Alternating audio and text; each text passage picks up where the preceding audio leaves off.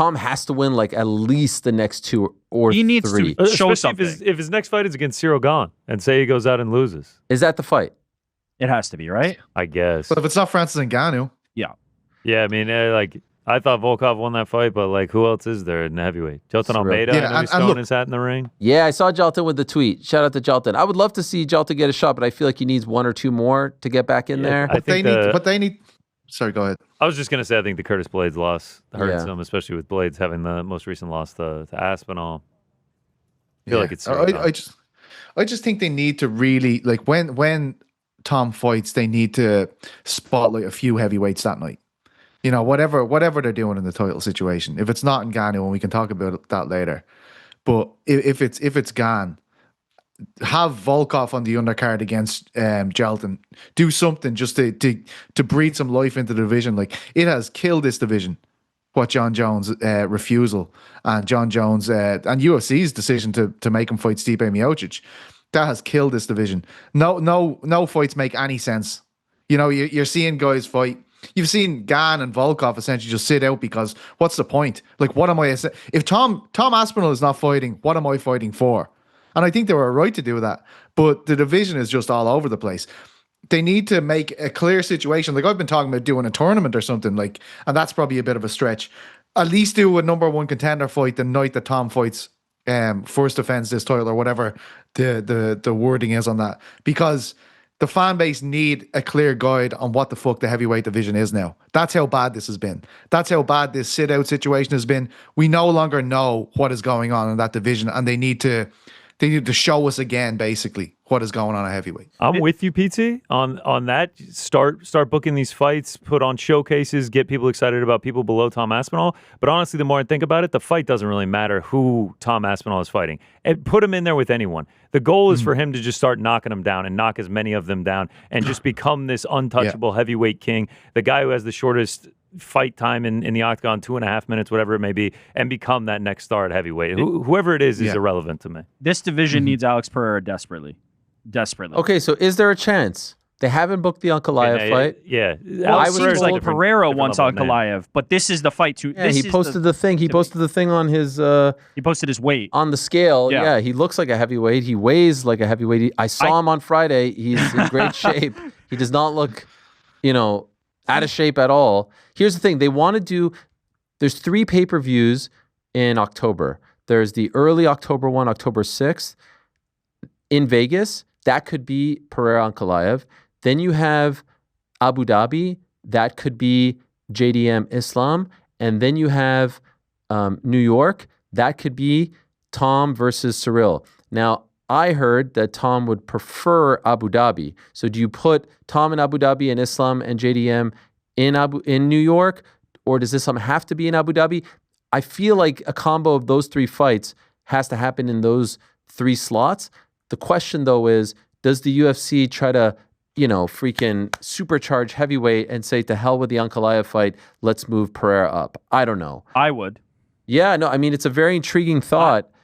I put something on X that basically said, I think, and I've said this on Boys in the Back as well, I think Tom Aspinall could be the UFC's biggest star. Bigger than Ilya, bigger than anybody. I believe he has all the makings to be the biggest star that the UFC has, just because of his demeanor, but also because of his fight style. I think he has the perfect combination of all these things. Every response was, he's not going to fight anybody, so how is that going to happen? For one, I feel that challengers always rise, right? Tom Aspinall was the guy who came out of the, there's nobody for Jon Jones to fight. He came out of that. There will always be somebody that eventually emerges. For 2, you kind of have Alex Pereira there as a kingmaker. Alex Pereira holds the keys to somebody becoming a potential star. Now, if he drops another fight to Magomed, it's kind of wasted. Magomed's already beat him. It doesn't really add any additional rub to Magomed. If he goes up and is a viable contender for the heavyweight championship and Tom Aspinall is able to beat him, that's some real rub that they could utilize. I think that would be the better business move for the UFC, but I don't know that Alex Pereira is ready to give up on that light heavyweight title. Yeah. Or is it... Look, I agree with you about Tom, and it also just hammers home the point of how crazy it is that Jon is walking away now, because there is no next guy after Tom. There's literally no one. No. Do you know what I mean? It's like if you were the top of the if you were at the top of the lightweight or the welterweight, you'd be like, okay, but then there's Sean Brady, and then there's Carlos Prates, and then there's Ian Gary. There's no one. No. There is no one for miles. It is Tom, and that's it. You have done it all. There's nothing left. And so yeah, you're right. Tom could be that guy if he stumbles against Gunn of all people because of how easily Jon beat Gunn. You know, the first guy to tweet about it is going to be Jon. You know that. He's going to do everything in his power. He's going to have a voodoo doll. He's going to have this doll right here. He's going to ask Sav Jelly for this doll right here and stick pins in it on that night just so that he could say, see, No, I he told loves you Tom. so. He said it. Yeah. He loves the Tom. biggest Zero Gone fan on earth will be Jon Jones. No, Jon said he If loves Tom. Tom No is hard awesome. feelings. I love when he Tom's does. awesome. Tom's awesome. How many man. happy dads had he had before Oh that my interview? God. He's crushing one during it. The craziest part of all this, as we're talking about it, we're talking about the Jon Jones legacy and all this stuff. We're asking about, like, is not taking a fight after a historically great career the thing that's going to affect his legacy. But this, like, outside the octagon thing that's happened to him isn't even a blip. We haven't even thought about it because it's number 12 in the line of things that have happened to Jon Jones. His legacy is so firmly established in the cage and then also outside the cage. I think he has affected it. I could separate the two. I think not fighting this guy hurts his legacy. I really do. It will depend on Tom, in my opinion. Right now, GC's right. We're in the heat of it. Who knows in a year how we feel about it?